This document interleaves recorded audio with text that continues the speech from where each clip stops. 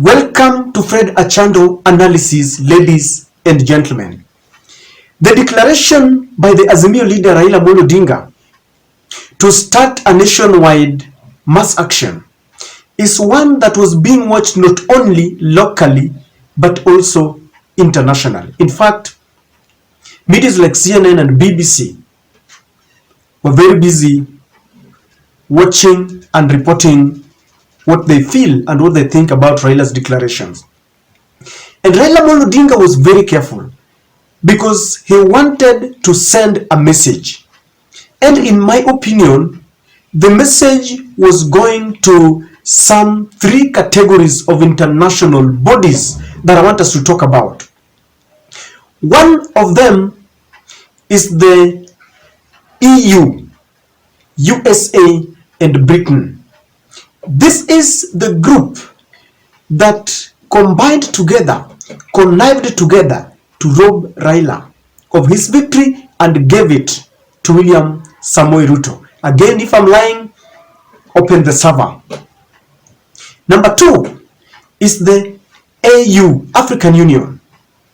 This body coalesced around the EU and choreographed a plan and agreed with President William Samoei Ruto to intimidate Raila so that he can go slow on his quest for electoral justice, his quest on looking for justice for the Kenyan wananchi who woke up very early in the morning to go and vote, but their votes did not count. Because recently, the chairman of the African Union Commission, Mr. Musa Faki Mahamat, terminated Raila's contract as an African Union High Representative for Infrastructure, and they thought that this would make him slow down, not the son of Jaramogi.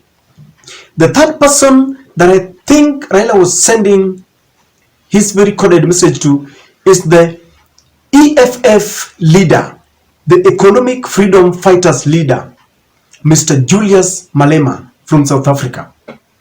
This politician, without understanding the nitty-gritties of our elections, immediately the IEBC and the courts declared Raila Odinga as the president, declared William Samoei Ruto as the president, decided to read a riot act to Raila Odinga, asking him, warning him to quit politics, because according to him, Raila has got penchant of refuting election results every election year.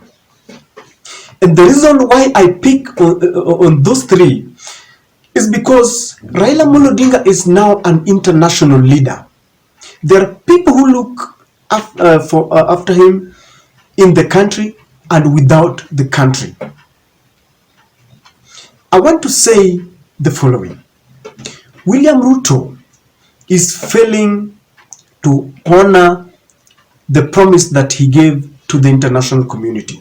Because when they gave him this victory, he promised that the LGBTQ and the GMO would be pursued in our country. But Kenyans have rejected it. He promised them that this was the time to send back Raila Odinga to Bondo. Raila has refused to be intimidated. The international community thought that this is the time to go. Raila has refused.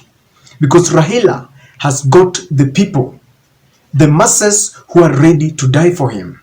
Those who will always listen and heed to his call.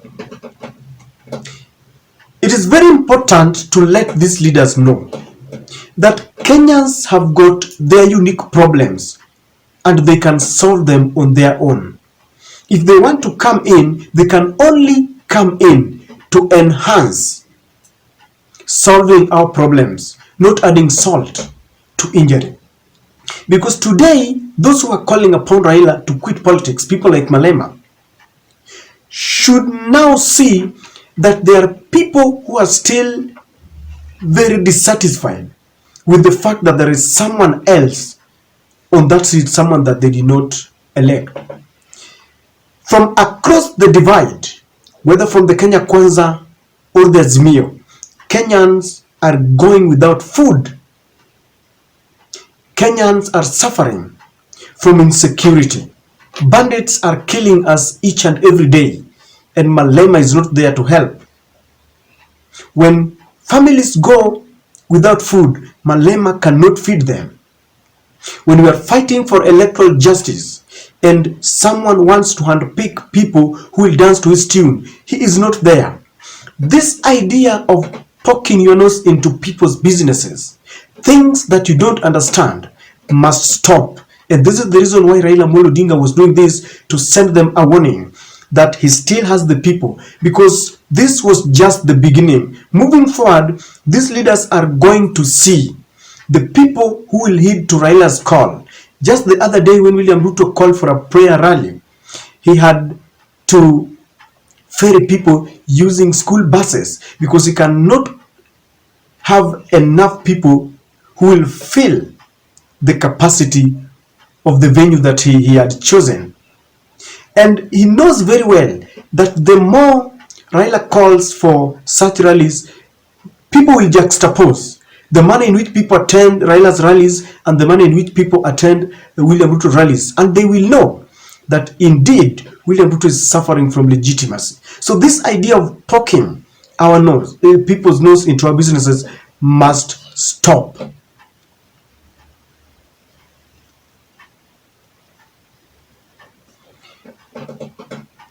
The one thing that we should be speaking about, if people like MALEMA and people like Musa Faki want to get into our problems, is just one thing: open the server so that we can show you that Kenyans know what they want, Kenyans know who they elected. The international community, and I saw just the other week, the First Lady of the US came into the country, and immediately she left, our courts kind of legitimized the rights of the LGBTQ community. Kenyans rebelled and it forced our president to make a U-turn. The GMO has been lying in our courts for a period that I cannot understand, and I've got a feeling that if we are not careful, it will lie down there, yet we start secretly importing the GMO. Today, Raila spoke vehemently about it, because we cannot allow one person to destroy our cultural crops, because that is the synonym about the GMO. So ladies and gentlemen, when Raila declared his stand and said that we will soon start mass demonstrations, it was not only about the UDA. This message was being sent to everyone who connived to ensure that William Ruto is the president. Everyone who connived to ensure that he still maintains his leadership. The clergy that has been bought and they're now dancing to his tune, pretending that they go worshipping, praying for the rains.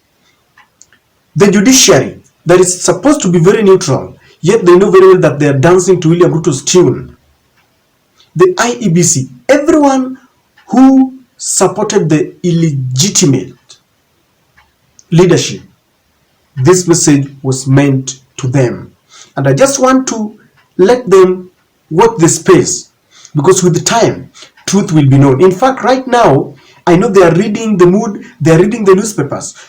The administration is busy looking for Raila Amolo Odinga to have a round talk with them, because Raila has rallied his support, he has rallied the support of his people, and they are now solidly behind him. They thought that the people would be tired, because the narrative was, you take his victory and then you start preaching this gospel that people are tired of Raila's claim that he has been rigged in. The opposite is happening. They want back their victory. The leaders whom they thought would go are around him, because today Kanini Kega was harassed courtesy of the love that people have for the Azimio government. Raila has beaten all the odds, and he has rejuvenated himself.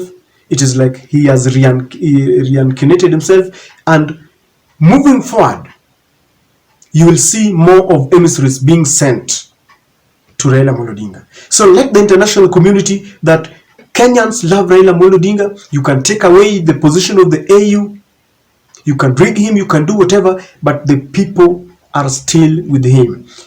If there is one thing that I still insist, is that one day people like Malema will apologize to Raila Amolo Odinga. That is my take.